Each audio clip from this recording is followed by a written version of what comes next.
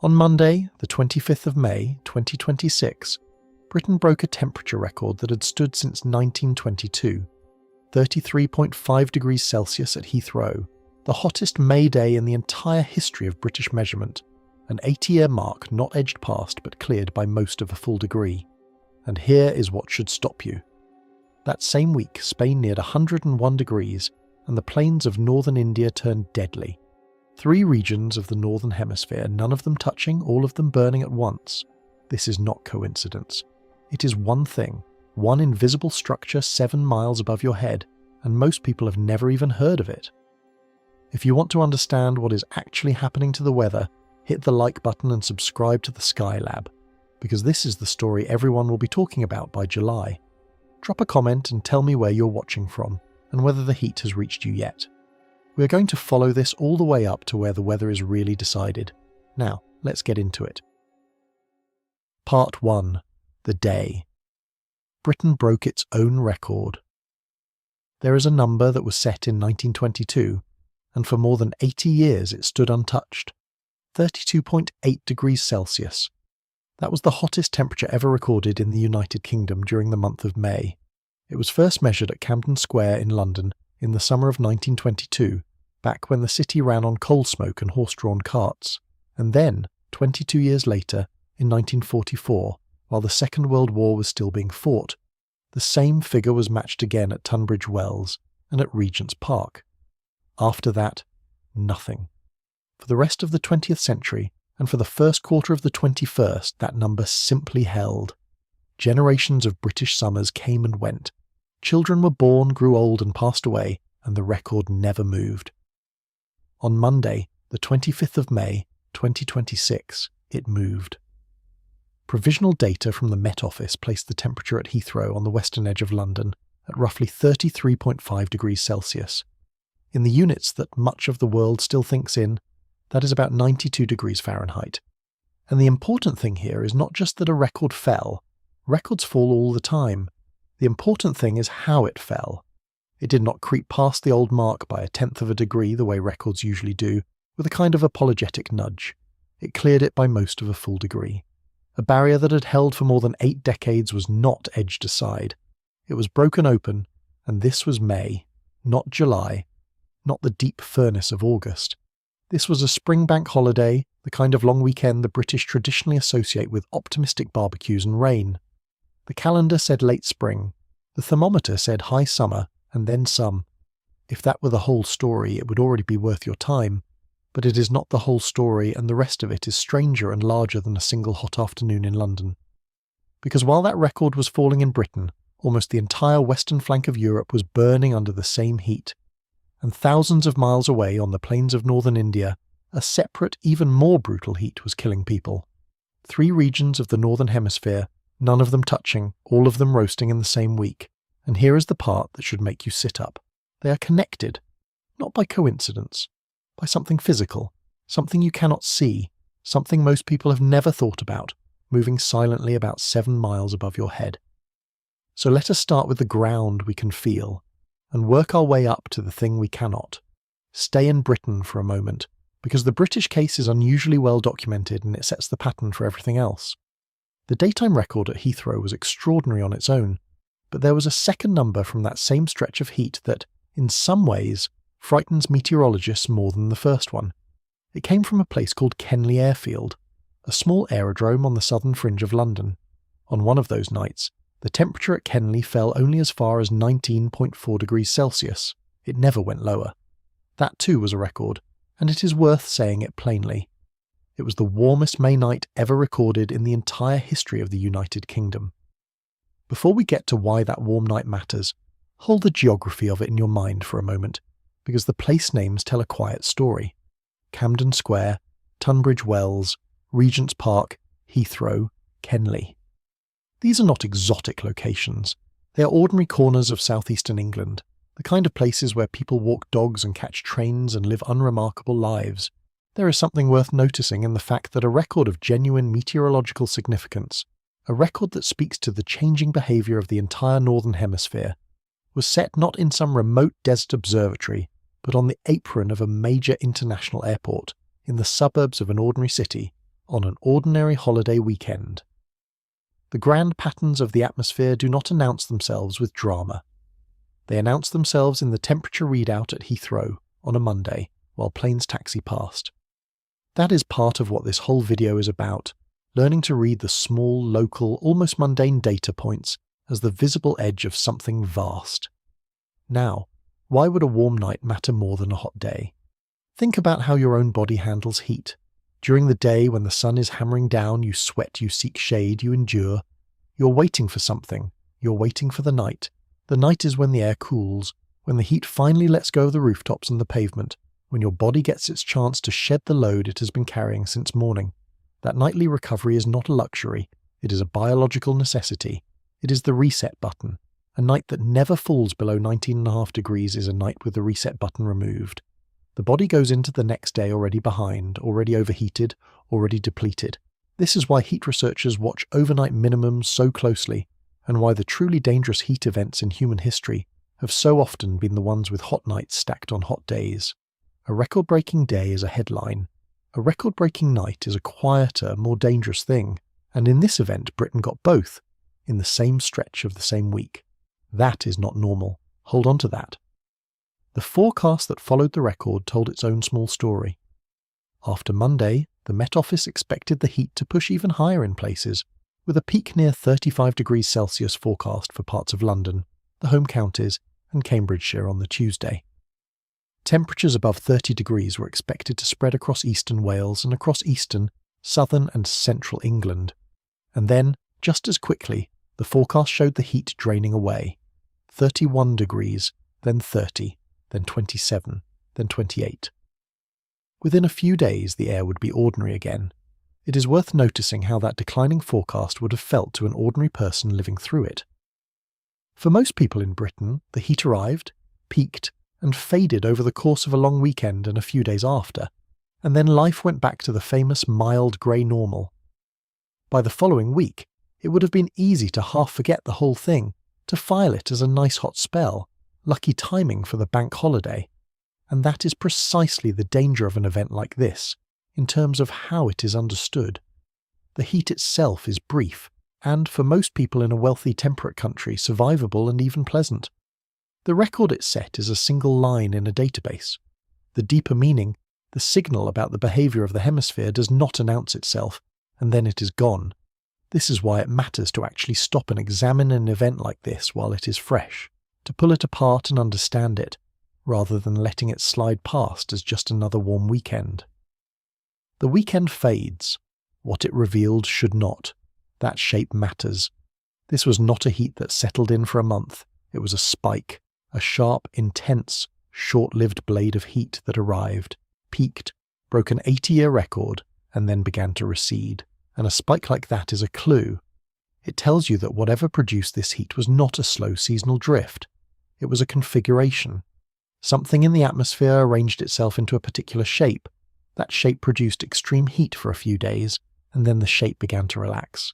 The question that should be forming in your mind right now is the question this entire video exists to answer. What shape? What arranged itself? And why did it arrange itself over Britain and over Spain and over India all at the same time? It is worth pausing on why the British case is such a clean place to start, because there is a particular reason this country, of all countries, makes the pattern so legible. Britain is not built for heat. That sounds like a throwaway line, but it is a meteorological observation with real weight. The United Kingdom sits at a latitude that, on most of the rest of the planet, corresponds to genuinely cold territory. It is only kept mild by the ocean around it, and by the warm currents that wash its shores. Its climate is a maritime climate, a climate of moderation, of grey skies and gentle rain, and temperatures that rarely stray far in either direction. The British summer is famous, even infamous, for its restraint.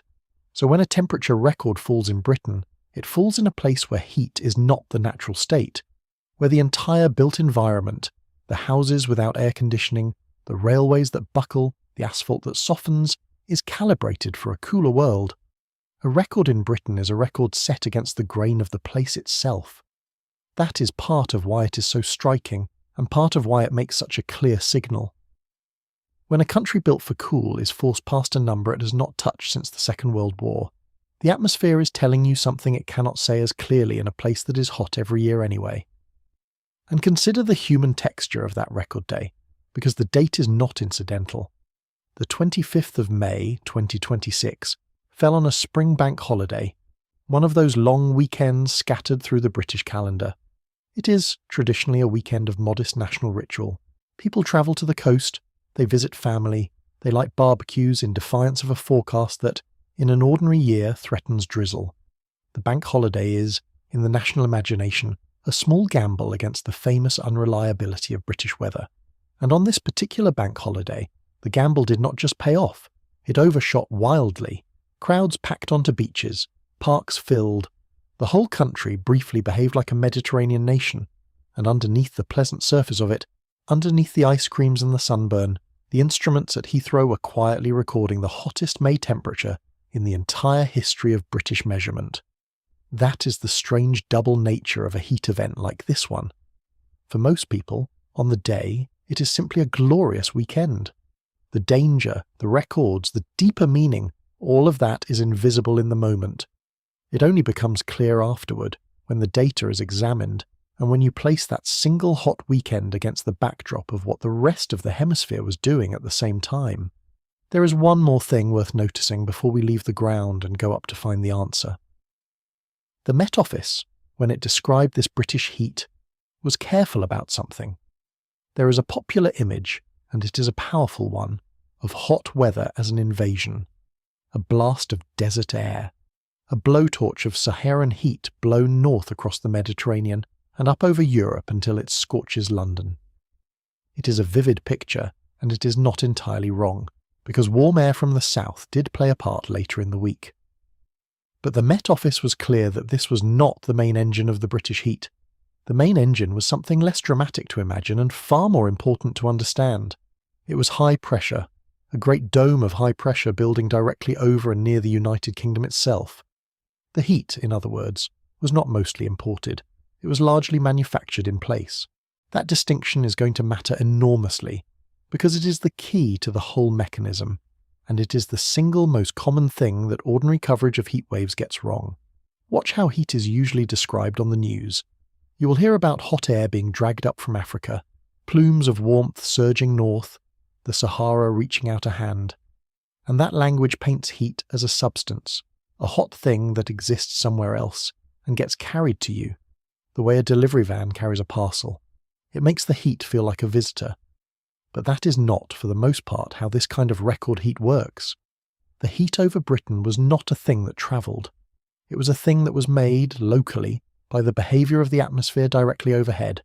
Nobody delivered it. The sky above Britain manufactured it, on the spot, out of air that was already there. And the same is true in its own way over Spain and over France, and in a related way over India. Once you understand that heat can be locally manufactured rather than imported, a whole class of confused thinking falls away, and the real question comes into focus. If the heat is made in place, then something about the atmosphere in that place must have been arranged to make it. To understand how an atmosphere manufactures record heat out of thin air, without importing it from a desert, we have to go up. We have to leave the rooftops and the pavement and the sweating cities, and we have to climb to where the weather is actually decided.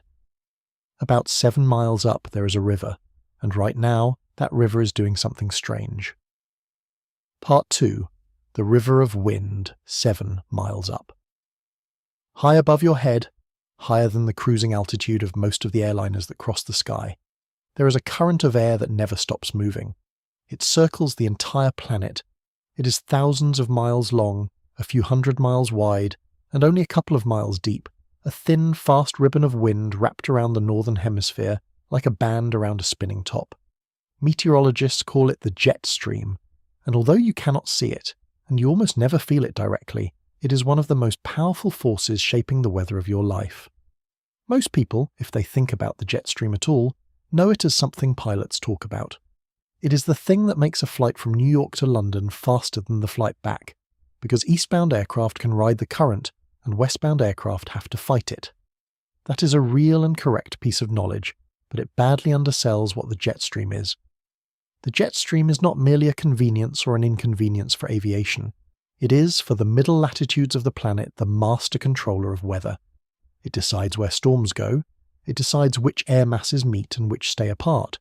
It decides, quite literally, whether your week is hot or cold, wet or dry.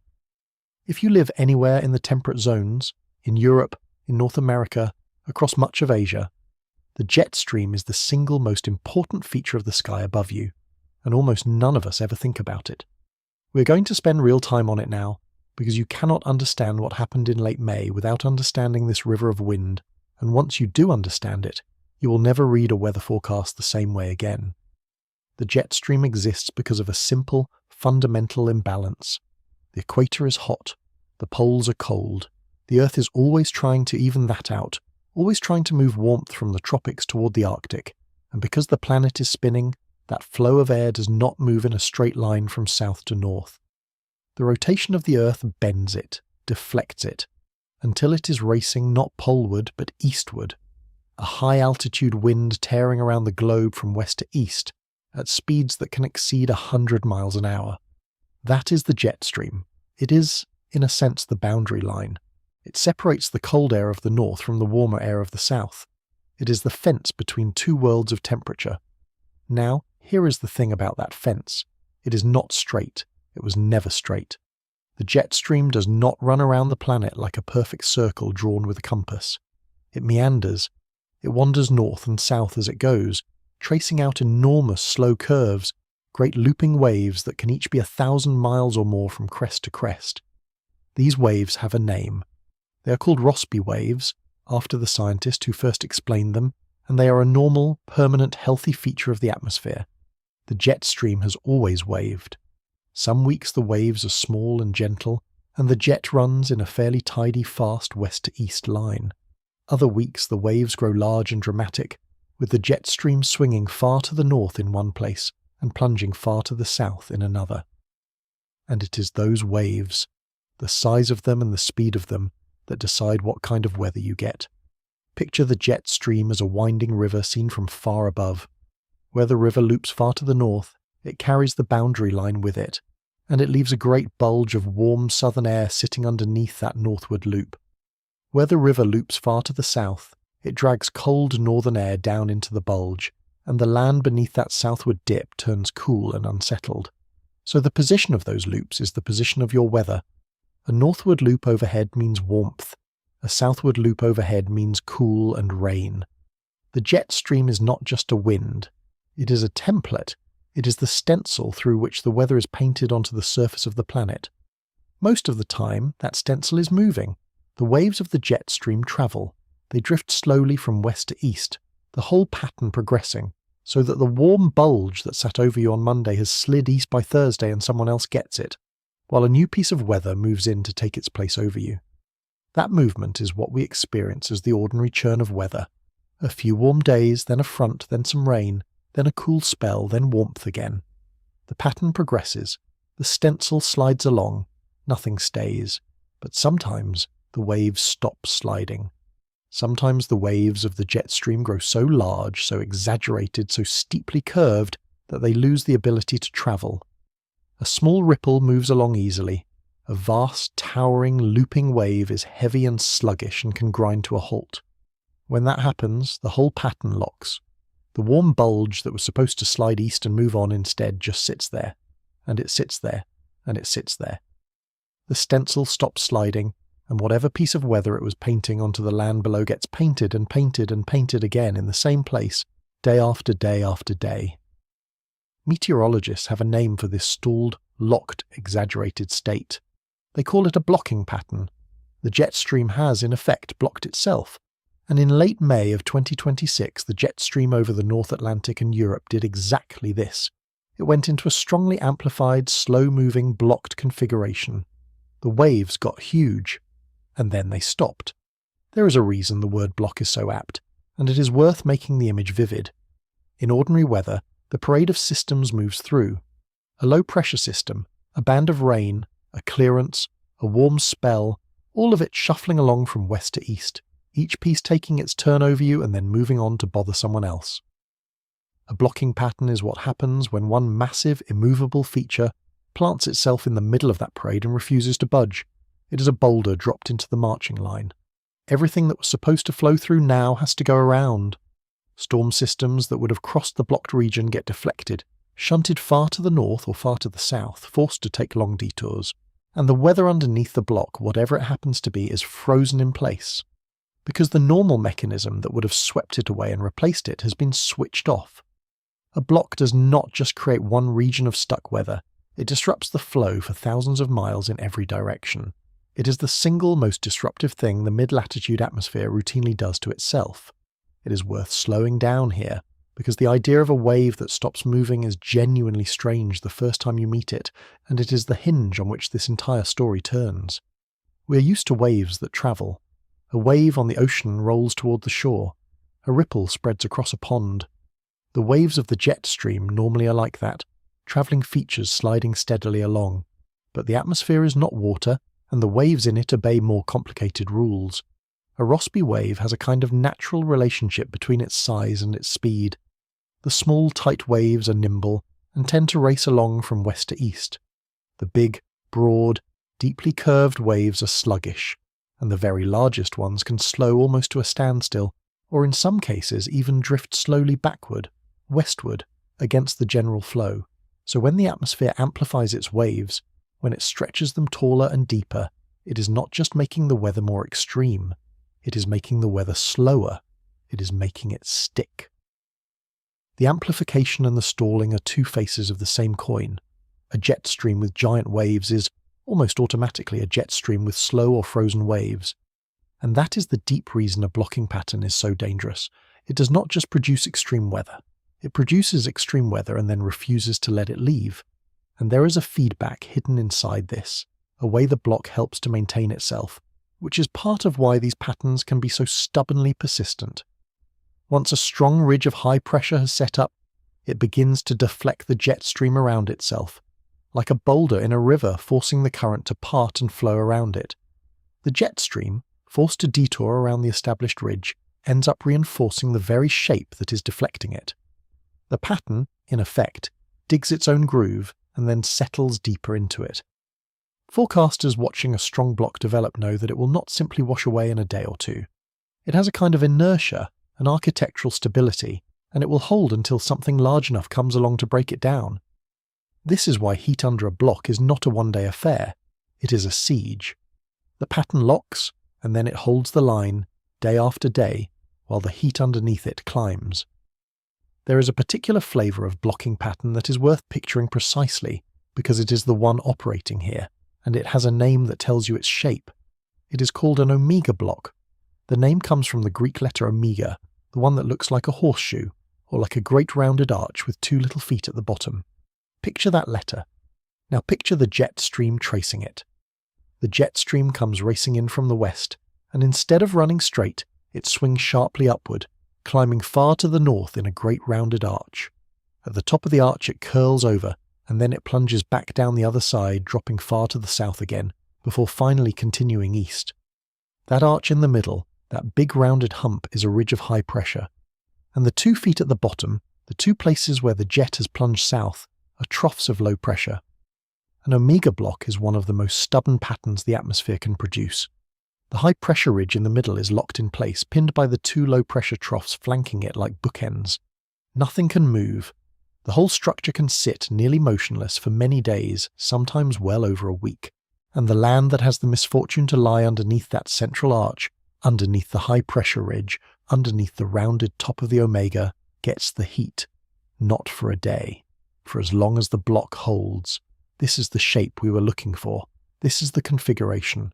When that British temperature record fell at Heathrow, when Spain hit 38 degrees, when the western flank of an entire continent baked together in the same week, it was because the jet stream had drawn an omega in the sky over Europe, and the western nations of the continent were sitting under the top of it. It is worth saying clearly that there is nothing exotic or unprecedented about an omega block as a phenomenon. Meteorologists see them. They recognize them on the charts. They have names and well-understood behavior. An omega block is part of the normal vocabulary of the atmosphere, the way a particular chord is part of the normal vocabulary of music. It is not a glitch. It is not a sign that the sky is broken. The atmosphere has been drawing omegas for as long as there has been an atmosphere, and most of the time, frankly, an omega block is a pleasant thing. A stable ridge of high pressure in the right season over the right place just means a long stretch of calm, clear, sunny weather, the kind of settled spell people enjoy. The danger is not in the existence of the pattern. The danger is in the details. It is in when the omega forms and where it forms and how strong it is and how long it holds. An omega block parked over a cool region in a mild season is a nice week. The very same pattern, parked over a continent already primed for heat, in a configuration of near-record strength, becomes the machine that breaks an 80-year record. Same chord, different context, wildly different consequence. But naming the shape is not the same as understanding it. Knowing that a ridge of high pressure was parked overhead tells you where the heat was. It does not yet tell you why high pressure makes heat at all. A ridge of high pressure is not warm because warmth was delivered to it. Remember what the Met Office said about Britain. The heat was not mostly imported from the Sahara. It was manufactured locally. So how does a stationary dome of high pressure, sitting still in the sky, manufacture record-breaking heat out of the air that is already there? For that, we have to look at what the air inside the dome is actually doing, and what it is doing is falling. Part 3. How a dome builds its own heat. To understand how a heat dome cooks the land beneath it, you have to understand one strange and slightly counterintuitive fact about air. When you compress air, when you squeeze it, it gets hot, and when you let air expand, it cools down. This single fact, that compression heats and expansion cools, is one of the most underappreciated ideas in all of everyday science. It is doing quiet work all around you. It is why the air gets colder as you climb a mountain, even though you are physically getting closer to the sun, because the air up there is under less pressure and has expanded and therefore cooled. It is why a diesel engine can ignite its fuel without a spark plug, using nothing but the heat generated by violently compressing the air in the cylinder. It is the principle behind your refrigerator and your air conditioner, and, as we are about to see, it is the secret engine of the heat dome. Once you have this idea firmly in hand, a great deal of weather that previously seemed mysterious suddenly becomes legible. You have felt both halves of this, even if you never thought about it. If you have ever pumped up a bicycle tyre with a hand pump, and then touched the base of the pump, you will have noticed it is warm, sometimes surprisingly warm. You did that. You warmed that metal by compressing the air inside the pump. The squeezing itself generated the heat, and the reverse is true as well. If you take an aerosol can, a can of deodorant or spray paint, and you hold the button down for a long time, the can goes cold in your hand. The gas rushing out is expanding rapidly as it escapes, and that expansion sucks heat away, and the can chills. Compression heats, expansion cools. This is not a quirk of pumps and spray cans. It is a basic law of how gases behave, and it operates on every gas everywhere, including the entire atmosphere of the Earth. Now bring that idea up into the sky, into the heart of a high-pressure system. In a region of high pressure, the defining feature, the thing that makes it high pressure, is that air is sinking. Slowly, steadily, over a vast area, the air in a high-pressure dome is descending from the upper atmosphere down toward the ground. It is a gentle sinking, not a dramatic plunge, but it is relentless, and it covers an enormous area, and it goes on for as long as the dome holds. And here is the engine. As that air sinks, it descends into the thicker, denser, heavier air closer to the surface. The pressure around it increases the lower it goes, and so the sinking air is squeezed. It is compressed by the growing weight of the atmosphere it is descending into. And just like the air in the bicycle pump, compressed air gets hot. The sinking air in a high-pressure dome warms up, not because anything is heating it from outside, not because it has been delivered from a desert, but simply and purely because it is being compressed as it descends. The dome heats the air through the sheer physical act of making it fall. This is the secret of the heat dome. It is a heat engine that runs on descent. The high-pressure ridge that the jet stream parked over Western Europe was, every hour of every day that it held, gently forcing a whole continent's worth of air downward, and that downward motion was compressing that air, and that compression was warming it. The dome does not need to import heat. It generates heat, continuously, out of the simple, downward motion of the atmosphere. This is exactly what the Met Office meant when it said the British heat was driven by high pressure building over and near the UK, rather than by hot air blown up from the Sahara. The heat was made on site. The dome was its own furnace. But sinking, compressing air does something else too, and this second effect is just as important as the first. Sinking air is drying air. As air descends and warms, its relative humidity drops, and clouds cannot easily form in it. In fact, sinking air actively destroys clouds. It evaporates them. So underneath a strong high-pressure dome, the sky tends to be not just warm but clear, cloudless, wide open. Think about what that means day after day. With the clouds wiped away, there is nothing between the land and the sun. Every single day the sun rises into a blank empty sky and pours its full, undiluted energy straight down onto the ground. There is no cloud cover to reflect any of it back to space. The land absorbs it all. The soil heats up. The pavement and the rooftops and the fields all heat up. And because the high-pressure dome is locked in place and not moving, the same patch of ground gets this treatment again the next day, and the day after that, and the day after that. It is worth picturing what this does to a city specifically, because cities have their own way of intensifying a heat dome's work. A city is built of materials that were practically designed to absorb and hold heat. Asphalt, concrete, brick, dark roofing, stone. These surfaces drink in the sun's energy through the long, cloudless day, and then release it slowly through the night, which is part of why a city's warm night minimum runs higher than the countryside around it. Add in the waste heat of the city itself, the engines, the machines, the air conditioners pumping heat out of buildings and into the streets, and you have an environment that does not cool down properly even when the sun is gone. So when a heat dome settles over a city, the dome's relentless daytime baking is met and amplified by the city's own heat-hoarding nature. The record at Heathrow was set on the edge of one of the largest cities in Europe, and that is not a coincidence. The city did not cause the heat dome, but the city was a willing partner in pushing the number as high as it went, and here is where it compounds, where it really starts to run away. Each day the relentless sun bakes the ground a little hotter. The soil dries out, and dry soil is a problem, because moist soil has a kind of natural air conditioning built into it. When the sun shines on damp ground, a good portion of that solar energy goes into evaporating the moisture, into turning water into vapour, and that process consumes energy without raising the temperature much. It is the same reason sweating cools you down. But once the soil has been baked dry, that safety valve is gone. There is no more moisture to evaporate, so now all of the sun's energy goes straight into raising the temperature. The ground gets hotter faster, the air above it gets hotter faster, and a heat dome that has been sitting in place for several days is sitting over land that has lost its ability to cool itself. The dome and the parched ground beneath it become partners, feeding each other, and the temperature climbs and climbs. It is worth dwelling on that runaway quality, because it explains something that puzzles a lot of people about heat waves. People often assume that the hottest day of a heat wave should be the first day, the day the hot air arrives. But that is not how it works under a heat dome, and now you can see why. A heat dome does not arrive hot. It arrives, sets up, and then builds. The first day under a new high-pressure ridge might be pleasantly warm. The second day is warmer. By the fourth or fifth day, the soil has dried, the safety valve of evaporation has been disabled, the accumulated solar energy has been piling up in the ground and the lower atmosphere with nowhere to go, and the temperature is climbing toward its peak. The heat compounds. It accumulates.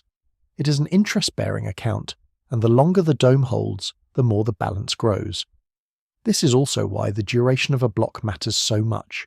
A block that holds for 3 days produces a hot spell.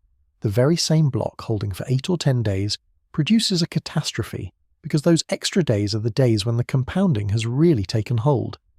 The strength of the dome sets the ceiling. The persistence of the dome decides how close to that ceiling the temperature actually climbs. And there is a grim elegance to how all of these effects reinforce one another. The sinking air warms the atmosphere directly through compression. The same sinking air destroys the clouds, which lets in more sun, which heats the ground. The heated ground dries out, which removes the evaporative cooling, which lets the ground heat even faster, which heats the air above it even more. And hot, dry, rising air near the surface does nothing to disturb the dome above, because the dome is a region of sinking air, and it simply suppresses any attempt at cloud formation or storminess that might break the spell. Every part of the system feeds every other part. There is no internal break. The only thing that can stop a heat dome is an external force large enough to break the block itself to come along and shove that stalled jet stream wave back into motion. Until that happens, the dome just runs and the temperature just climbs. This is how you break an 80-year-old record in the month of May. Not with one freak hot afternoon, but with a high-pressure dome that locks into place day after day, compressing the air from above to warm it, clearing the sky to let the sun hammer down unobstructed, and baking the ground until the ground itself loses the power to cool. Layer upon layer, day upon day, the heat is built. And when several of those days stack on top of each other, the thermometer at a place like Heathrow finally climbs past a number that has stood since the era of the First and Second World Wars. Now, the warm air drawn up from northwest Africa and the Sahara, that did happen, and it was real, and it added to the total, especially as the week went on and the winds turned more southerly. Picture it as a second burner switched on under a pot that was already boiling. But the pot was already boiling because of the dome, the descent, the compression, the cloudless sky, the baking of the dried-out ground. That is the primary fire. The Saharan air was the garnish on top of a dish the dome had already cooked. There is a useful way to feel the difference between the two ways heat reaches a place, and it is worth holding on to because it cuts through so much confused coverage. Imagine the difference between a fan heater and an oven. A fan heater blows hot air at you. The heat is generated somewhere, in the coil, and then transported to you on a current of moving air. Stand out of the airflow, and you are fine. That is the imported heat model, the blowtorch of desert air picture. And it does happen. It is real. It just is not usually the main event in a record-breaking heat dome. An oven works differently. An oven does not blow hot air at the food. It surrounds the food with a still, enclosed, heated space, and the food cooks because it is sitting inside that space, bathed in it, with nowhere to go. A heat dome is an oven, not a fan heater. The land under the dome is not being blasted by a current of hot air from elsewhere. It is sitting inside a vast, still, enclosed volume of descending, compressing, self-heating air, and it is cooking because it is inside the oven. That is why standing in the shade does not save you the way it would from a fan heater, and it is why a heat dome can be so relentless. You cannot step out of the airflow because there is no airflow to step out of. You are inside the box. So that is how a single nation gets cooked. A blocking high parks overhead, and the physics of descending air does the rest. But the Omega block over Europe in late May was not a small thing sitting over one country. It was a continental scale structure. The arch of that Omega was wide enough to pull not one nation but most of a continent under its heat. And when you look at what was happening at the same time across Spain, across Portugal, across France, across Germany, you start to see the true size of the thing that the jet stream had built. Part 4. A continent under the ridge. Britain, for all the drama of its broken record, was actually on the cooler northern edge of this event. To see the full ferocity of the Omega block, you have to look south, to the countries sitting more squarely under the centre of that high-pressure arch. And the numbers there are frankly staggering. Take a single representative day, the Sunday before the British record fell, and look at what the national weather services across Western Europe were recording. In Spain, the town of Montoro, in the province of Córdoba, in the country's hot southern interior, registered 38.1 degrees Celsius. 38 degrees, that is almost 101 degrees Fahrenheit. In May, in Portugal at Amaralea, in the Beia region, the thermometer reached 34.2 degrees. In France, at a place called Prunier, in the Centre-Val de Loire, well up in the heart of the country, 35.9 degrees. In Germany, at Regensburg in Bavaria, 33.2 degrees. And in the United Kingdom that same Sunday, before the all-time May record was set, Teddington Bushy Park in London had already reached 32.8, which, you will recall, is the exact figure of the old national record that had stood since the World Wars. Italy, on that Sunday, was running between 31 and 34 degrees. It is worth slowing down on a couple of those figures, because the human scale of them is easy to lose in a list. 38.1 degrees Celsius in Spain. Spain is no stranger to heat, but that reading came in May, weeks before the country's true summer furnace normally arrives, and almost 101 degrees Fahrenheit in spring is the kind of temperature that strains power grids as air conditioning demand spikes, that makes outdoor labour genuinely hazardous, that sends vulnerable people to hospitals. 35.9 degrees in central France, well inland, in a region of farms and old towns that is emphatically not a desert. 33.2 in Bavaria in southern Germany, a part of the world more associated in the imagination with cool forests and snow than with heat near 92 degrees Fahrenheit. And remember, this was a single day's snapshot. The dome held for days around that snapshot, which means these were not isolated peaks, but representative samples of a sustained continent-wide siege of heat. Each of those numbers is a stand-in for millions of people going about their lives under a sky that had turned for a stretch of days into something their countries are not built for. Read that list again and let the geography of it sink in. Spain, Portugal, France, the United Kingdom, Germany, Italy. That is not a heat wave. That is a hemisphere's worth of nations, from the Atlantic coast of Iberia to the heart of Central Europe, from the Mediterranean up to the British Isles, all baking on the same afternoon. This is what it looks like when the arch of an omega block is wide enough to cover a continent. Every country on that list was, in that moment, sitting somewhere under the same vast dome of sinking, compressing, cloud-destroying high pressure. But the raw temperatures, as alarming as they are, do not quite capture how unusual this was. For that, you need to think not about the absolute number, but about the departure. You need to ask, not how hot was it, but how much hotter than normal was it. Every place on Earth has a long-term average temperature for any given date, a climatological norm, built up from decades of records. For late May, every one of those European nations has a perfectly ordinary expected temperature, and it is nowhere near these figures. Across the affected region, temperatures were running roughly 12 to 16 degrees Celsius above the long-term average for the date. Let that figure land properly. Not 1 or 2 degrees above normal, the kind of warm spell nobody remembers a week later. Not 5 degrees above, which would already be a notable talked-about hot stretch. 12 to 16 degrees Celsius above normal. In Fahrenheit terms, that is somewhere in the range of 22 to 29 degrees above where the temperature was supposed to be. An anomaly that size is not a warm spell. It is the atmosphere operating in a completely different mode than the calendar says it should be.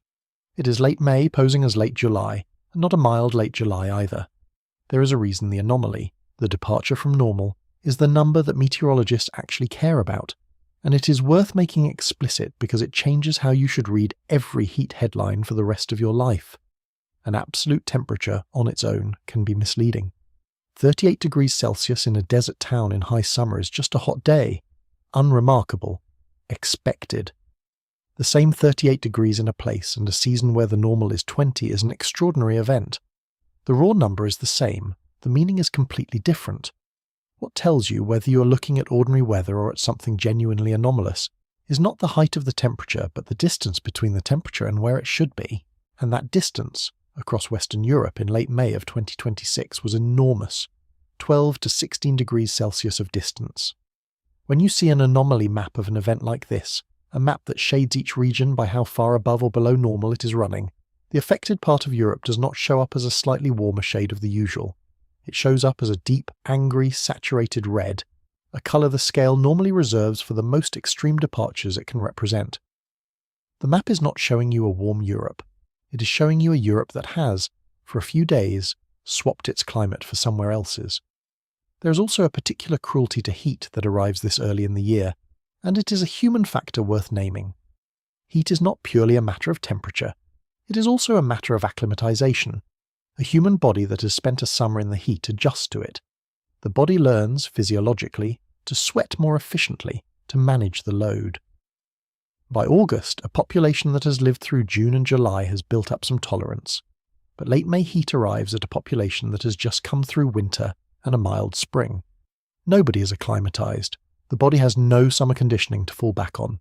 So a given temperature in May is, in a real physiological sense, more dangerous than the identical temperature in August, because it strikes a population that is not ready for it.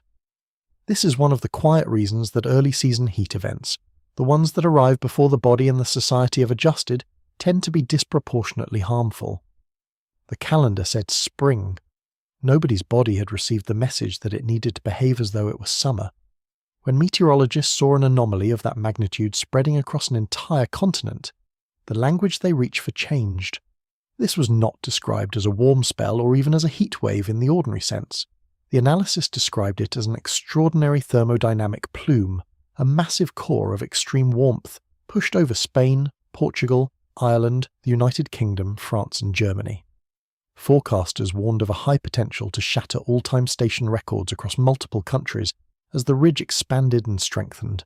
Not break, shatter. And there is a difference between those words, the same difference we saw at Heathrow, where the record did not creep but cleared the old mark by most of a degree.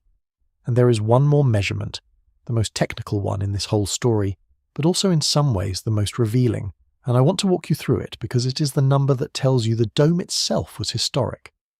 Meteorologists, when they want to measure the strength of a high-pressure system, do not just look at surface temperature. They look at something called geopotential height, and specifically at the 500 millibar level, which is the altitude, roughly 3 miles up, at which the air pressure has dropped to 500 millibars. In a strong high-pressure ridge, that level gets pushed upward. The whole dome bulges, and so the height of the 500 millibar level is a direct measure of how powerful, how tall, how dominant the high-pressure dome is. During this event, the forecast models, the ensemble guidance, indicated that the 500 millibar heights over Europe could approach record levels for the entire month of May. Sit with that. It is not just that the surface was record hot, it is that the dome itself, the structure in the sky, the high-pressure ridge doing the heating, was among the strongest ever analysed over Europe for the month of May. The cause was as extreme as the effect. The atmosphere had not just produced a record-breaking outcome, it had built a record-breaking machine to produce it. I want to make sure that geopotential height idea has really landed, because it is the part that separates a casual understanding of this event from a real one. Most coverage of a heat wave shows you a surface temperature map, the reds and oranges painted across the countries. That map shows you the symptom. The geopotential height map, the one showing the shape and strength of the pressure pattern 3 miles up, shows you the cause. And when forecasters looked at that upper air map for late May 2026, what they saw was a high pressure ridge bulging upward toward heights rarely seen over Europe in the month of May in the entire record of modern measurement. The dome was not just strong, it was, in the language of the data, approaching historic strength for the calendar date. Now connect that back to everything we have built. A near-record strength dome means near-record strength descent, near-record compression, a near-record efficient heat manufacturing engine sitting still over the continent. The shattered surface records were not a surprise, given that upper air map. They were the expected output of a machine that was itself running at a near-record setting. The cause matched the effect. That is the coherence of this event, and it is why meteorologists looking at it were not confused. They were alarmed, but they were not confused. The sky was doing exactly what a near-record dome should be expected to do. So now we have the European half of the picture in full, a jet stream amplified into a giant stalled omega, a high-pressure ridge of near-record strength locked under the arch of it, a continent's worth of nations baking together under that ridge, 12 to 16 degrees above normal, with all-time station records shattering. This is a complete coherent single event. It would be more than enough for one video on its own. But it's only half of what is happening to the Northern Hemisphere, because that same contorted, stalled jet stream, the very same river of wind that drew the omega over Europe, does not stop at the edge of Europe.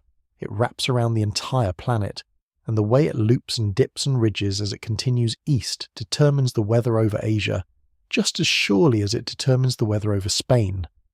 To understand why this is a global story and not a European one, we have to follow the jet stream onward, and we have to look at what the rest of that wave pattern was doing.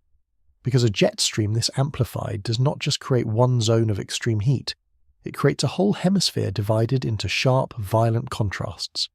And the other half of the wave is just as much a part of the story as the heat itself. Part 5. The same wave, the other face. Here is something that sounds like a contradiction but is not. The very same jet stream pattern that was producing record heat over Western Europe was, in the same days, producing unseasonable cold and grey, unsettled, showery weather over other parts of the hemisphere. And those two things, the extreme heat and the unseasonable cool were not separate weather stories that happened to coincide. They were the same story. They were two faces of one wave. Think back to the shape of the jet stream, to that winding river seen from above. Remember that where the river loops north, it leaves warm air bulging beneath it, and where it loops south, it drags cold air down. An amplified jet stream, a jet stream with huge waves, does both of these things more extremely. The northward loops go further north, dragging warmth deeper into territory that should be cool, and the southward loops go further south, plunging cold air deeper into territory that should be warm. The bigger the wave, the sharper the contrast between its crest and its trough. So when the jet stream amplified into that great omega over Europe, the arch of the omega delivered the heat. But an omega has 2 feet. On either side of that central heat-producing ridge, the jet stream had plunged south into deep troughs of low pressure, and the land underneath those troughs got the opposite of a heat dome. It got cool air pulled down from the north, it got low pressure, it got clouds and showers and a raw, grey, unspring-like chill. Even within Europe itself this was visible. Forecasters noted that the heat across Central Europe was expected to ease temporarily around the middle of the week as a weak cold front pushed down from the north. That cold front was not an unrelated event. It was the edge of one of the troughs, the cool foot of the omega, nudging into the continent. And if you pulled the camera back far enough to see the whole Northern Hemisphere at once, you would have seen this pattern repeated all the way around the globe. A band of extreme heat here, under a ridge. A band of unseasonable cool there, under a trough. Another ridge, another zone of heat. Another trough, another zone of cool. The entire hemisphere carved up into alternating stripes of hot and cold, like the segments of an orange, each stripe sitting under its piece of the great waving jet stream. In the same window that Europe was shattering heat records, other parts of the world, including parts of North America, were sitting under a cooler, more unsettled, showery regime. Same wave, different segment, opposite weather. It is worth pausing on how counterintuitive this is, because it cuts against an instinct most of us carry without noticing. When we hear that one part of the world is unusually hot and another part is unusually cold at the same time, our instinct is to treat those as two separate, even contradictory pieces of news. The heat seems to argue one thing, the cold seems to argue the opposite, and the mind wants to file them in different drawers. But the atmosphere does not work in separate drawers. The heat and the cold, in this case, were not arguing with each other. They were collaborating. They were the crest and the trough of a single wave, as inseparable as the high point and the low point of a ripple on a pond. You cannot have the crest without the trough. The very same amplification that drove the ridge high enough to bake Europe drove the neighbouring troughs deep enough to chill whatever lay beneath them.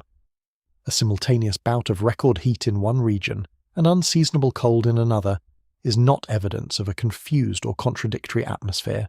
It is, on the contrary, one of the cleanest possible signatures of a strongly amplified jet stream. The contrast is the fingerprint, and this points to something important about how to read the world's weather news.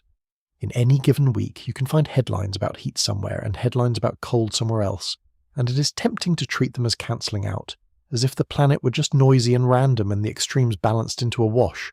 But when the heat and the cold are sharp, and when they are laid out in a clean alternating pattern around the hemisphere, they are not cancelling out. They are spelling out. They are spelling out the shape of the jet stream.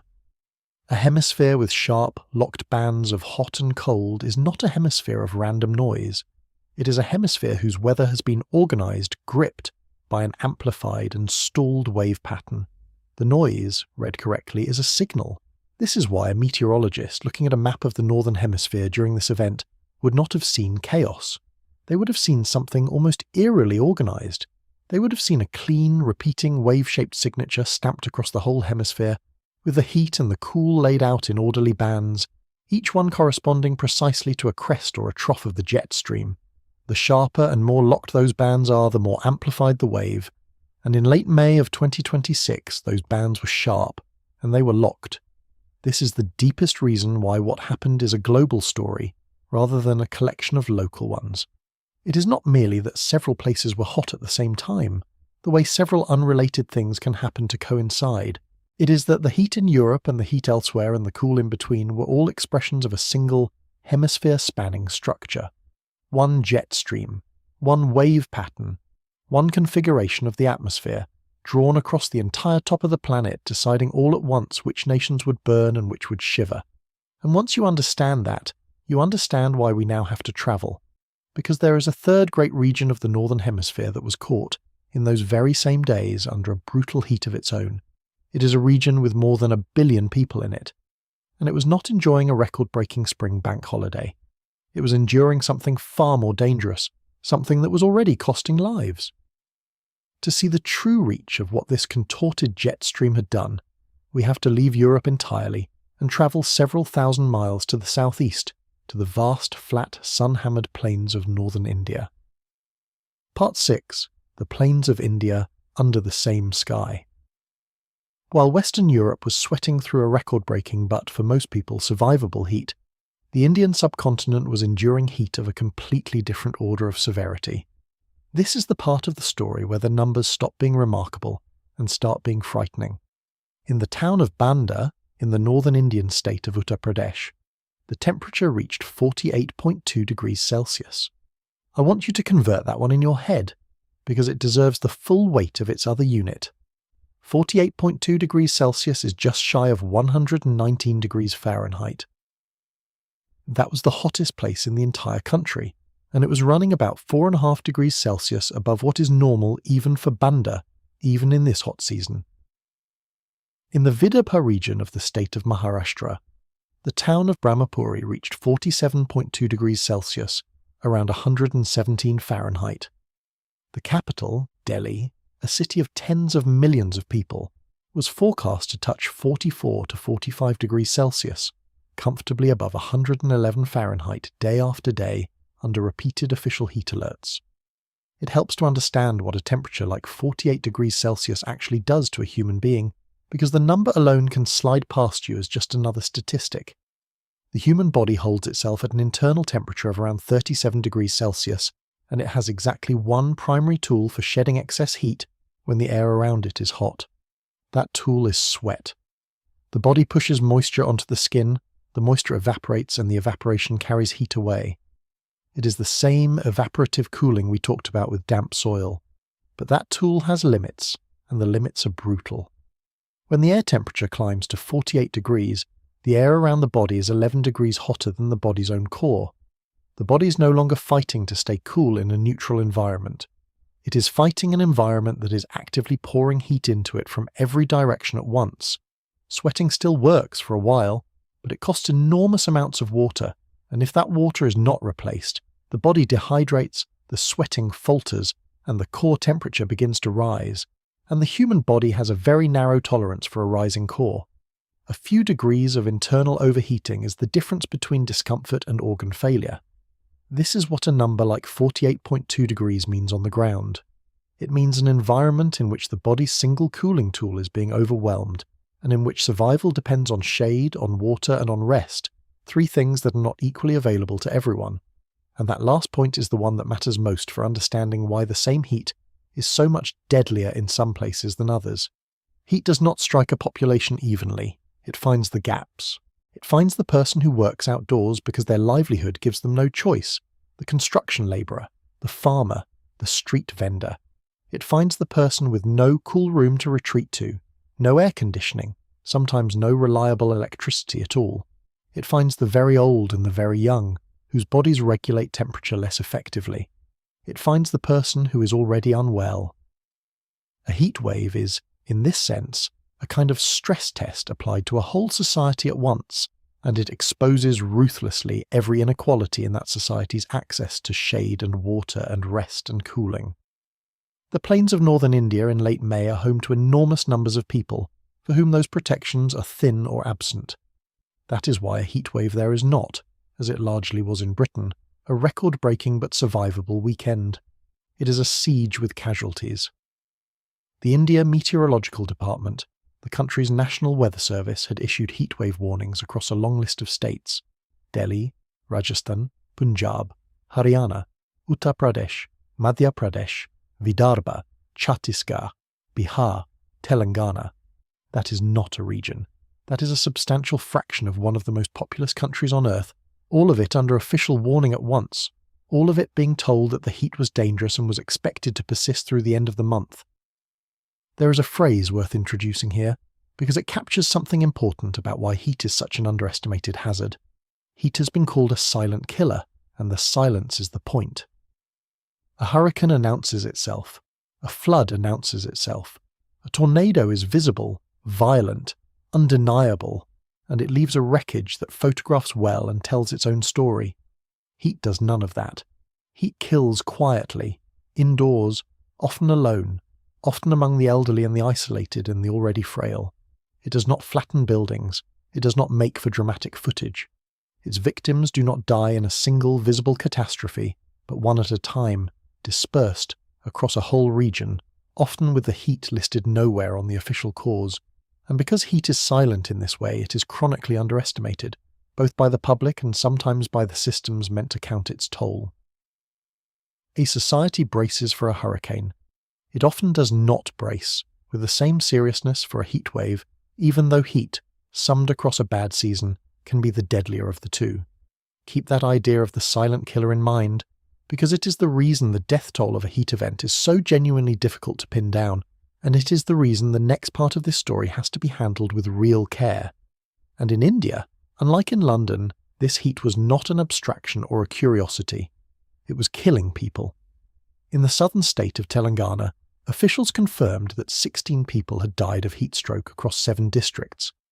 In the city of Indore, in Madhya Pradesh, a 4-year-old girl died of suspected suffocation after being trapped inside a car during the peak afternoon heat.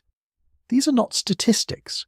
These are the human edge of what a number like 48.2 degrees actually means when it touches a place where hundreds of millions of people work outdoors, where not everyone has a cool room to retreat to, where the heat is not a topic of conversation but a physical siege. Now, I want to be careful and honest with you here, because this is exactly the kind of story where misinformation spreads fast, and this channel does not deal in misinformation. As this heat unfolded, a claim began circulating online that nearly 50,000 people had died in the Indian heatwave. 50,000. You may have seen that figure, and I want to address it directly because telling you the truth about it is more important than telling you a scarier number. That figure of nearly 50,000 is not supported by official reporting. The confirmed, verified death tolls in this specific event were far, far lower than that. 16 confirmed in Telangana. Individual tragedies reported elsewhere. A precise, dramatic 5-figure number presented as established fact, when no official source supports it, is a viral claim, not a verified statistic, and you should treat it as such. But, and this is important, do not swing too far the other way either. The honest, careful position is not that heat is harmless. It is the opposite. Heat is a serious and chronic killer, and one of the genuinely troubling facts about heat mortality worldwide is that it is almost certainly undercounted, often badly. When a vulnerable person with a weak heart dies during a heat wave, the certificate may say heart failure. The heat that pushed them over the edge may never appear in the official tally at all, so the truth is a careful one, held in 2 hands at once. The viral 50,000 figure is not real and you should not repeat it, and also, the real toll of severe heat across a country the size of India is serious, is human, and is very probably larger than the confirmed count will ever show. Both of those things are true. Honesty means holding both. Now, here is the question that matters most for this video. Is India's heat the same event as Europe's? And the careful answer is no, not the same event, but yes, the same kind of thing, and yes, connected to the same hemispheric pattern. India in late May is always hot. The pre-monsoon season on the northern Indian plains is one of the most reliably brutal stretches of heat anywhere on the planet, every single year. So the existence of an Indian heatwave in May is not by itself surprising. What connects it to our story is that India was, in those same days, the 3rd great landmass of the Northern Hemisphere, sitting under the hot side of that amplified, contorted jet stream wave. Europe under one ridge, India under another. The pattern that had carved the hemisphere into bands of heat and cool had placed 2 of its hottest bands over 2 of the most populated regions on Earth in the same week. And this is exactly why the framing of this video is a global one. Pull the camera back to see the whole Northern Hemisphere, and you do not see a European story with an unrelated Indian footnote. You see a single, planet-scale wave, and you see that the geography of human population has placed enormous numbers of people directly under its hottest segments. That is the thread. That is what ties Banda to Heathrow. Not that the same air mass touched both, it did not.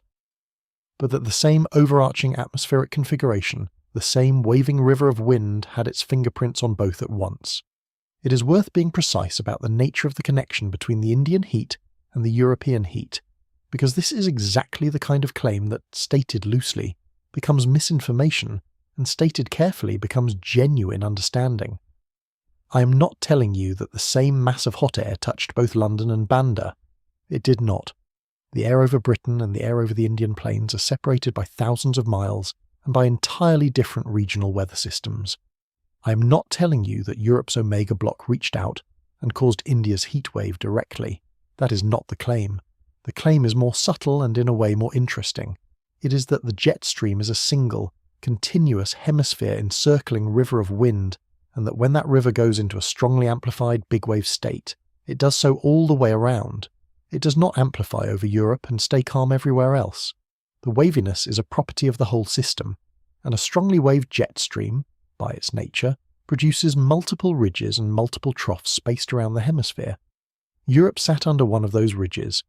The northern Indian region sat in a regime, in those same days, of intense heat consistent with the hot side of that same overall waved pattern. The connection is not a shared air mass. The connection is a shared cause, one amplified hemispheric configuration, expressing itself in more than one place at the same time, and that distinction is the whole reason this video is framed as a global story rather than a European one with an Asian footnote. If the events were truly unrelated, if Europe's heat and India's heat were just two coincidental hot spells, then stapling them together would be a cheap trick, a way of making a local story sound bigger than it is. But they are not truly unrelated. They are two visible symptoms of one underlying condition, and once you see that, you cannot unsee it. You start to look at a map of the whole Northern Hemisphere and ask, not where is it hot, but what shape is the jet stream in, because the shape of the jet stream is the thing that decides where it is hot. The heat is the symptom, the wave is the disease. And in late May 2026, the disease had Europe and India in the same grip at the same time. There is one more piece to the Indian part of the story, and it is the piece that offers a thread of hope, but also a warning about how sharply this kind of heat can turn. India's heat had a possible expiration date built into it. Forecasters expected the southwest monsoon, the great annual arrival of rain that breaks the pre-monsoon heat across the subcontinent, to arrive around the 26th of May, slightly earlier than its usual timing. And when the monsoon arrives, the heat does not fade gently. It is broken, often abruptly, as the rains sweep in. So India's deadly heat may well have been cut short within days of its peak, by the early arrival of the rains. But notice what that tells us. The relief, when it comes from a change in the pattern. The heat ends when the atmospheric configuration that produced it finally shifts. The monsoon is, in part, a seasonal reorganization of the whole circulation, and that points us straight back to the real subject of this entire story. Everywhere we look, in Europe and in India alike, the heat is governed by a pattern, and the heat ends when the pattern moves. Which raises the question we have been circling from the very beginning. If this pattern, this contorted jet stream, is the thing that decides whether 1 billion people bake, then we had better understand why the pattern produced such an extreme version of itself this time, and we had better ask whether there is something loading the dice, because there is, and the science that measures it has put a number on it. Part 7. 3 times more likely. Up to this point, this video has been almost entirely about machinery, about the jet stream, the Omega block, the high pressure ridge, the physics of sinking and compressing air. And I have done that deliberately because the machinery is the honest core of the story. The heat over Britain and Spain and India was produced by a blocking pattern, and a blocking pattern is weather. It is the atmosphere doing one of the things the atmosphere has always done. Omega blocks are not new, heat waves are not new. The jet stream has been waving and occasionally stalling for as long as there has been a jet stream. So a fair and sceptical person, having followed all of this, might reasonably say, all right, you have explained the mechanism, and the mechanism is natural, so where is the problem? It was a hot spell caused by a high-pressure system. These things happen. That is a fair challenge, and it deserves a precise answer, not a slogan. And the precise answer is this: the mechanism is natural, the block is weather. But the severity of what that natural mechanism produced, the fact that an 80-year record did not just fall but was cleared by most of a degree, that part is not fully explained by the machinery alone. And there is a branch of science designed specifically to measure that gap. It is called climate attribution science, and what it does is something genuinely clever. It does not ask the vague question, did climate change cause this heat wave? That question is poorly formed, and a serious scientist will not answer it. Instead, it asks a sharper, answerable question. Given that this weather pattern occurred, how much did a warmer background climate change the odds of it producing a result this extreme? It is worth understanding, at least in outline, how that question is actually answered, because the method is genuinely elegant, and knowing it will inoculate you against a lot of bad arguments. Attribution scientists do something that sounds almost like science fiction, but is, in practice, a standard tool. They build two versions of the planet inside their computers. The first version is the real Earth, the world as it actually is, with the warming that human greenhouse gas emissions have already produced baked in. The second version is a counterfactual Earth, a simulated world identical to ours in every respect except one, a world in which the extra greenhouse gases were never added, a world running on the cooler, pre-industrial climate. Then they run the weather many, many times in each world. Hundreds of simulated years, thousands of them, in the real climate model and in the counterfactual climate model, and then they simply count. In how many of the simulated years in the real climate world did an extreme as severe as this one occur? And in how many of the simulated years in the cooler counterfactual world did the same extreme occur? The ratio between those two counts is the answer. It is the factor by which the warming changed the odds. There is no hand-waving in it. It is a careful, repeatable, statistical comparison of two modelled worlds. For this British heat, scientists working with the Met Office ran exactly that analysis, and they produced a specific quotable finding. They found that breaking that old May record, exceeding 32.8 degrees Celsius, is now roughly 3 times more likely in today's climate than it would have been in a natural climate, a climate without the warming caused by greenhouse gas emissions. 3 times more likely. That is the verified, sourced basis for a figure you may have seen circulating, the claim that this heat is 300% more likely, or 3 times as likely. Unlike the 50,000 deaths figure, this one is real, and it comes from a proper attribution study. And they put it another way too, a way that I find even more vivid. They translated it into return periods. They said that what used to be roughly a 1 in 100-year event has become roughly a 1 in 33-year event. Picture what that means. In the older, cooler climate, a May this hot was the kind of thing your country might see about once a century, an event a person might encounter once in a long lifetime, if at all. In today's climate, the same extreme has become something a country can expect about once every 33 years. It has gone from a once-in-a-lifetime rarity to something that could happen several times in a single human life. The extreme did not become impossible to avoid. It became 3 times more frequent. The dice were not replaced, they were weighted. And weighted is exactly the right word because it captures the relationship between the weather and the warming, and getting that relationship right is the whole point of this section. I do not want you to walk away thinking that climate change created the Omega block, or steered the jet stream into that exact shape, or aimed a heat dome at London. That is not what the science says, and it is not what I am telling you. The Omega block was weather. It was natural variability.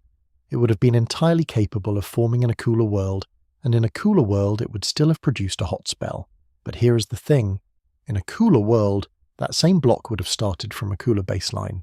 Every bit of air it compressed, every patch of ground it baked, every parcel of warmth it generated would have begun a degree or so lower down the thermometer, and so the same natural pattern, in a cooler climate, produces a hot spell that falls short of the old record. Move that identical pattern into a warmer baseline climate, and the very same machinery, doing the very same things, now pushes the temperature the extra distance, past the 80-year mark, into record territory. The pattern is natural, the baseline it operates on is not, and the records fall in the gap between the two. That is what climate attribution means by amplification rather than causation. Think of it like a tide and a wave. The wave is the weather, the omega block rolling in as it always has, sometimes big, sometimes small. The tide is the slow, steady rise of the background climate. The tide does not create the waves. But when the tide has come in, every wave reaches higher up the beach than the identical wave would have reached at low tide.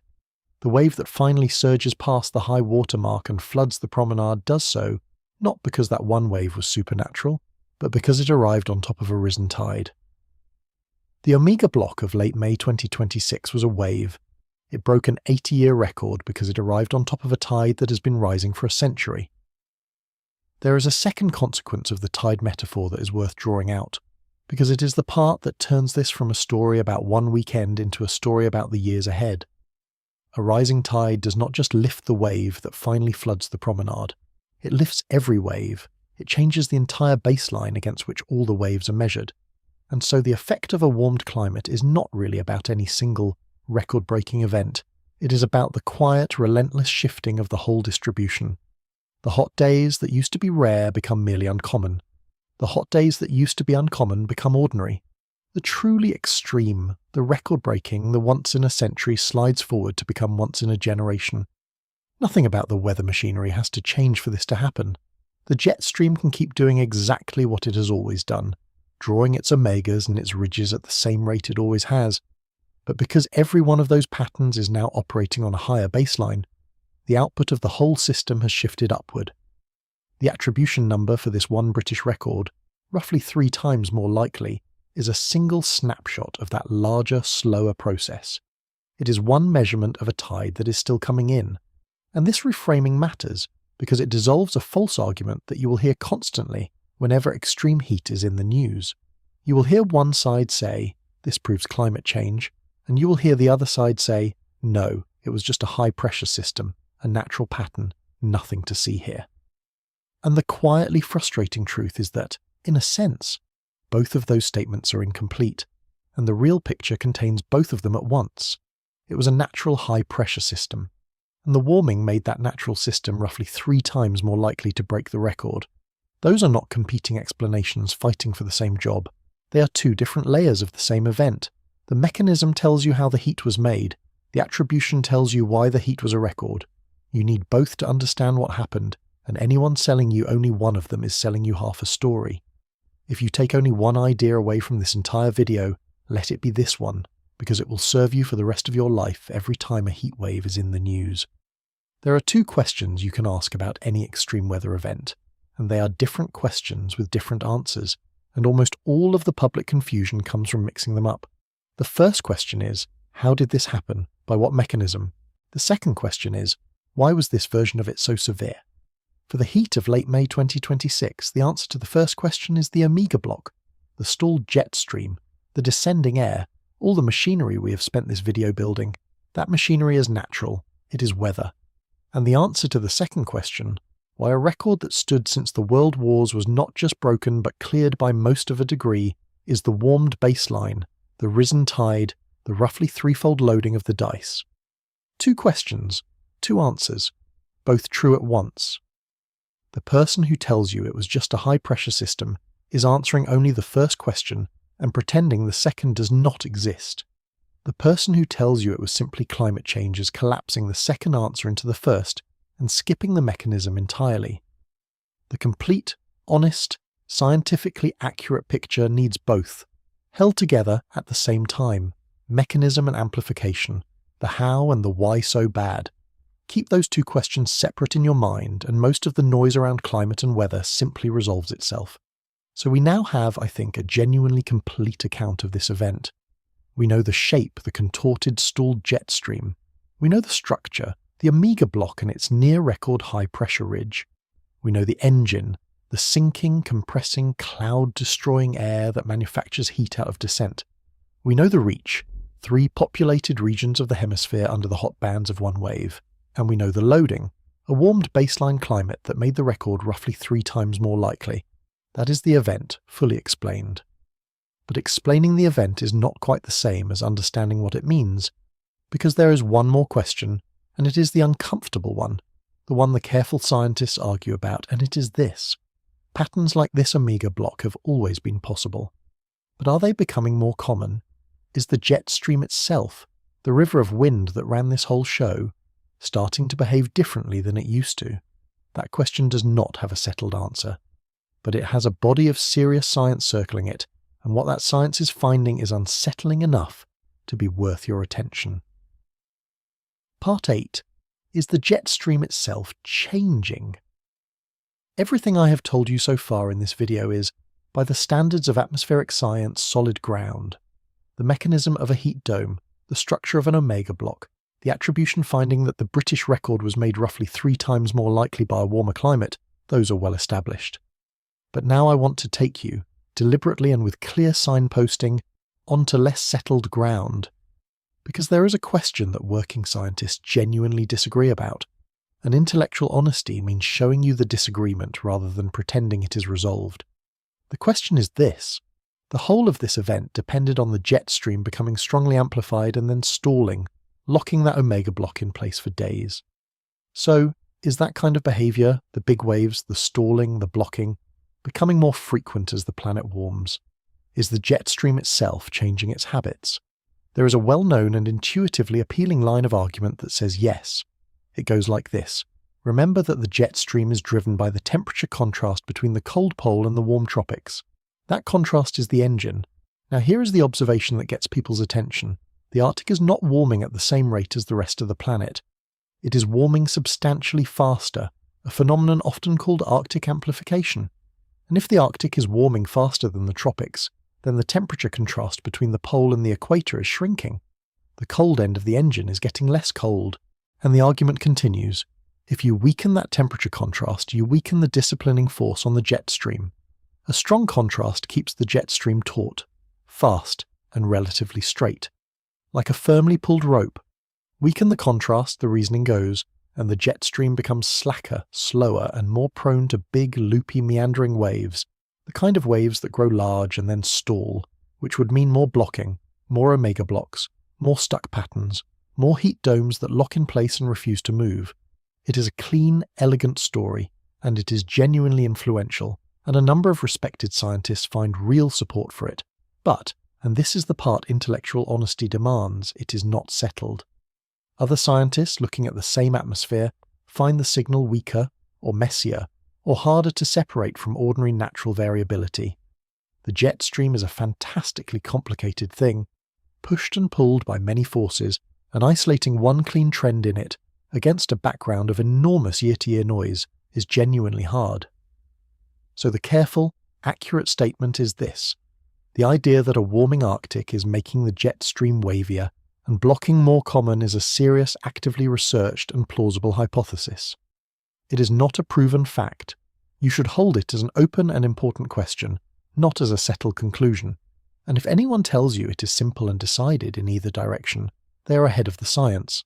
It is worth being honest about why this particular question is so hard to settle, because the difficulty itself is instructive. The jet stream is not a simple system with one input and one output. It is shaped by the pole to equator temperature contrast, yes, but also by the temperature contrast higher up in the atmosphere, which can behave differently from the contrast at the surface. It is shaped by the great mountain ranges of the hemisphere, which physically deform it. It is shaped by the patterns of warm and cold water in the oceans below. It is shaped by what is happening in the tropics, by the slow cycles of the Pacific, by events in the stratosphere far above. It is, in short, a system with many hands on the steering wheel at once. And on top of all of that, the jet stream is wildly variable from week to week and year to year all on its own, for reasons that are simply natural chaos. So a scientist trying to detect whether the jet stream is undergoing a slow, decades-long change in behaviour is trying to find a faint, gradual trend buried inside a roaring background of natural noise in a system pushed by a dozen competing forces. That is genuinely, legitimately hard. It is not hard because the scientists are not clever enough. It is hard because the problem is hard. And that is exactly why you see honest disagreement in the published research. The disagreement is not a scandal. It is what the frontier of a difficult science actually looks like. There are a couple of other threads in this research worth knowing about, because they sharpen the picture. Some scientists, rather than focusing only on a single wavy jet, have studied configurations where the jet stream effectively splits into two parallel branches over Eurasia, sometimes called persistent double jet states, and they have found that these particular configurations are strongly associated with stubborn heat-producing ridges parked over Europe, exactly the kind of pattern we saw. There is research linking the acceleration of Western European heatwave trends specifically to these more persistent double jet states. That is a more targeted finding than the broad Arctic argument, and it points in a worrying direction. And here is perhaps the most sobering thread of all. Western Europe, as it happens, is a particularly important place to be asking these questions, because it has emerged in recent decades as something of a hotspot for extreme heat, in a way that has genuinely surprised researchers. The continent has experienced a run of severe heat events that, taken together, looks less like a string of unrelated bad luck and more like a trend. And the heat there has, by several measures, been intensifying at a pace that the standard climate projections did not lead anyone to expect. That is a specific documented puzzle in the scientific literature, and the leading suspect for the missing piece is, again, atmospheric circulation, the behaviour of the jet stream and the patterns it favours. If the jet stream over Eurasia is, for whatever combination of reasons, becoming more prone to the stalled, ridge-building configurations that park heat over Europe, then Europe would warm faster than a simulation that did not capture that tendency would predict, which is apparently what has been observed. There is published evidence that heat extremes in Western Europe have been increasing faster than climate models predicted they would, faster than the simulations, and the suspected reason is precisely this category of circulation behaviour, the changing habits of the jet stream, which the models do not fully capture. Now think carefully about what that would mean if it holds up. Our projections of future European heat are built largely on those climate models. If the real atmosphere is producing heat extremes faster than the models say it should, because of jet stream behaviour the models underrepresent, then our projections of the future may be too conservative. The realistic risk may be running ahead of the official forecast. That is not a comfortable thought, and I am not going to pretend it is.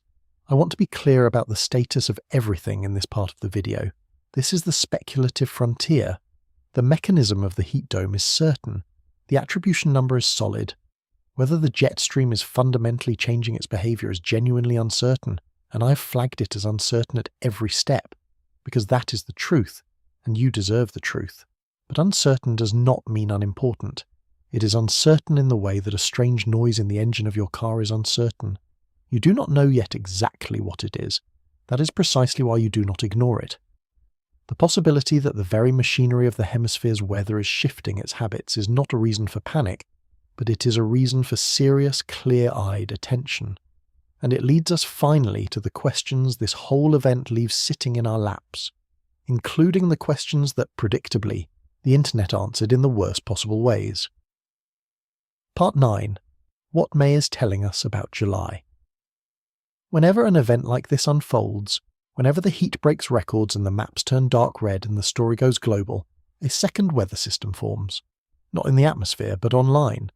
And it is worth walking through what that second system produced, because separating the real signal from the noise is part of understanding what actually happened. The most common alternative explanation, the one that surfaces around almost every extreme heat event, is that the heat was deliberately manufactured, engineered. That some facility, some weather modification program, some geoengineering project, reached up and built that heat dome on purpose. And I want to address this seriously, not dismissively, because the honest response is not mockery, it is arithmetic.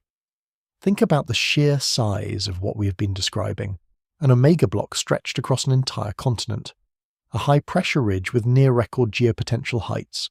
A wave in the jet stream 1,000 miles and more from crest to crest. A structure with a measurable energy locked inside it that is, quite literally, planetary in scale. Now set that against the actual tools that humans possess. The various facilities that get named in these theories operate at power levels that are, by comparison, almost unimaginably tiny. The gap between the energy of a continental jet stream pattern and the energy output of any installation humanity has ever built is not a gap you close with a clever trick. It is a gap of many, many orders of magnitude. It is the difference between a person with a garden hose and the entire Atlantic Ocean. Take cloud seeding, the one real, actually existing form of weather modification. What can it do? On a good day, under the right conditions, it can nudge a cloud that already exists into releasing a bit more of the rain it was already going to release. That is the honest ceiling of the technology. It cannot conjure a continent-spanning ridge of high pressure out of nothing. It cannot reach 3 miles up and pin the jet stream into an omega shape. It cannot hold that shape in place for a week against the will of the entire atmosphere. The claimed cause and the observed event are not in the same universe of scale. And that mismatch is not a dodge. It is the answer. This is how this channel always handles these claims. We name them, we take them seriously enough to actually weigh them, and then we measure them against physics. And measured against physics, the engineered heat dome explanation does not survive contact with its own energy budget. Then there is the opposite claim, the one that comes from the other direction. It says this was nothing, just weather. Heat waves have always happened, May has always had warm spells, the media is hyping an ordinary hot weekend. And the response to that one is also not mockery, because the first half of the sentence is true.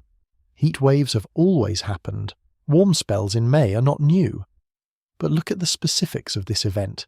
The actual data and the dismissal falls apart. An 80-year-old national record was not tied, it was broken, and broken by most of a degree. The temperature anomalies across Europe were not in the ordinary range, they were 12 to 16 degrees above normal. And the attribution science put a hard number on it, roughly 3 times more likely. The statement heat waves happen is true. The statement, therefore, this particular heat wave is statistically unremarkable does not follow, and the data is what refuses to let it follow. It is worth sitting for a moment with why the engineered heat idea is so persistently attractive, because understanding that is more useful than simply swatting the claim away. A heat dome is, in a strange way, an unsatisfying villain. It has no face, it is invisible. It is a statistical configuration of an invisible river of wind. There is nobody to be angry at, nobody who decided this should happen, no hand on a lever, and the human mind, confronted with something large and frightening and harmful, very much wants there to be a hand on a lever. It wants agency. It wants intention. A deliberately engineered heat wave, as frightening as that idea is in one respect more comfortable than the truth, because it restores a villain to the story. It says someone did this, which means someone could stop it, which means the world still runs on intention rather than on indifferent physics. I understand the pull of that. But the honest answer remains the arithmetic. The atmosphere is not being steered by a hidden hand, because no hidden hand humanity possesses is remotely large enough to do the steering. The discomfort of a villainless story is real. It is also not a reason to invent one. A few other claims swirled in the same online weather system, and they deserve quick, honest answers. Some said the temperature records themselves were faked, or inflated by badly placed thermometers and urban heat, and the honest response acknowledges a real thing inside a false conclusion. Instrument citing genuinely is a real scientific concern, which is exactly why national weather services study it, correct for it, and publish their methods. It is precisely because records are scrutinised that the British figure was announced as provisional, pending verification. The existence of urban warming as a real effect does not erase a coordinated signal, showing up across many separate stations in many separate countries at once. And some said it was the sun, that solar activity, not the atmosphere, drove the heat. But solar output in this period was not running unusually high, and more fundamentally, a heat dome is not built by sunlight intensity. It is built by the geometry of the jet stream and the physics of sinking air. The sun did not loop the jet stream into an omega. The total energy the sun delivers to the Earth barely flickers across a solar cycle, by a fraction of a percent, nowhere near enough to swing a region 12 to 16 degrees above its normal. And in any case, if a brighter sun were the cause, it would warm the whole sunlit hemisphere fairly evenly. It would not carve the hemisphere into the sharp alternating bands of record heat and unseasonable cold that we actually saw. The banding itself is the proof that the cause was the jet stream and not the sun, because only a wave in the atmosphere produces a striped pattern. A brighter sun produces a uniformly brighter day. What we got was not uniform. It was a wave, and waves are drawn by the atmosphere. I want to be clear about why this channel spends time on these alternative claims at all, rather than just ignoring them. It is not to mock anyone. The people asking these questions are very often simply people who can see that something unusual is happening, and who want an explanation, and who have been failed by coverage that gives them either a slogan or a shrug. That instinct, the instinct to demand a real explanation, is a good instinct. It is the same instinct that drives science. The goal here is not to tell anyone to stop asking questions. It is to walk through each claim honestly, measure it against the physics, and show which explanations survive that test and which do not. The engineered heat claim does not survive it. The just normal weather claim does not survive it. The faked records claim does not survive it. The it was the sun claim does not survive it. What survives, what stands up when you actually weigh it against the evidence, is the account this video has built, and an explanation that survives honest scrutiny is worth far more than one that simply sounds dramatic. So when you clear away that online weather system, when you let the noise settle, what is left standing is the account this video has built piece by piece. A contorted, stalled jet stream, an omega block, a near-record high-pressure ridge, the heat manufacturing engine of sinking, compressing air, 3 populated regions of the hemisphere under the hot bands of one wave, and a warmed baseline climate that made the record roughly 3 times more likely. That is what happened. That is the real thing. And so we arrive at the question that has been waiting at the end of this whole story. The question lives in the calendar, because everything I have described to you, the broken record, the shattered station highs, the deadly heat on the Indian plains, the 12 to 16 degree anomalies, all of it happened in May, late spring, a month, sometimes 2 months, before the true peak of Northern Hemisphere summer heat. The sun in late May is strong, but it is not yet at its most intense. The ground has not yet absorbed the long accumulated warmth of June and July. The baseline, the floor that any heat dome has to build upward from, is still a spring floor. So here is the question, and I am going to leave it with you rather than pretend I can answer it. If a contorted jet stream can lock an omega block over Europe in May, and break a record that stood since the World Wars, and do it on a spring baseline, then what does that same machinery produce when it forms again in July or August? When the sun is at its fiercest, when the ground is already hot, when the baseline floor is a summer floor and not a spring one. An omega block is not a spring phenomenon. It is an any-time phenomenon. The jet stream can draw that same shape in the deep heat of summer just as easily as it drew it this week, and if it does, it will be building its dome on top of a much higher floor. And notice that the machinery has no calendar. This is the quietly unsettling core of the whole forward-looking question. The omega block does not know that it formed in May. The jet stream does not check the date before it amplifies. The physics of an omega block, the stalling, the high-pressure ridge, the descending and compressing air is identical in July to what it was in May. The only thing that changes between the seasons is the baseline the machinery operates on, and that baseline in high summer is far higher. A stronger sun, longer days, ground that has already been soaking up warmth for months. So the very same configuration that broke an 80-year record on a spring baseline would, dropped into July, be building its dome on top of a foundation many degrees warmer.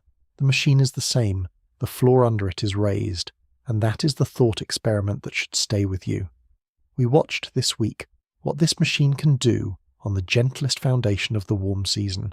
We have not yet seen what the same machine does when it forms on the hottest foundation of the year. We have always told ourselves a quiet story about the seasons. We have always believed that spring is the mild season, the gentle one, the green and temperate stretch before summer's heat arrives. But what if the atmosphere has stopped honouring that story? What if the contorted jet stream we watched this week is not a freak, not a one-off, but a preview, an early showing of a pattern that the rest of the year now has to reckon with? And here is the thought I want to leave you holding before the final one. For most of human history, weather was the most local thing imaginable. It was what was happening in your valley, your town, the sky you could personally see. People understood their own weather and knew almost nothing of anyone else's. What this event shows, with unusual clarity, is that the weather has never really been local at all.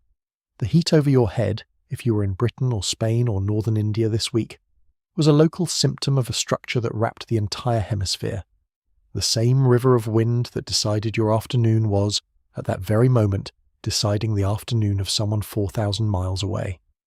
We are, all of us in the middle latitudes, living underneath one connected system, One waving, looping, occasionally stalling river of air. We just rarely get a week that shows it to us this plainly. When London breaks a record set in the era of the World Wars, and Spain nears 101 degrees, and the Indian plains turn deadly, all in the same few days, the curtain pulls back for a moment, and you can see the single machine behind all of it. The title of this video says that multiple countries are starting to feel it, and I want to end on that word starting, because it is the precise and honest word, not a single nation but several at once, not the height of summer but the threshold of it, not the end of something but the beginning. The heat that broke Britain's record and baked Spain and killed people on the plains of India was not a conclusion. It was an opening line. It was the contorted river of wind 7 miles above our heads, drawing its first omega of the season and showing us, in late May, exactly what it is capable of. The rest of the year is still to come, and the jet stream, that silent, invisible, planet-spanning river, has just told us, in a language of broken records and shattered station highs, that it has our attention now. The only question left is whether we have understood what it said, and whether we are paying close enough attention to be ready for the next thing it tells us.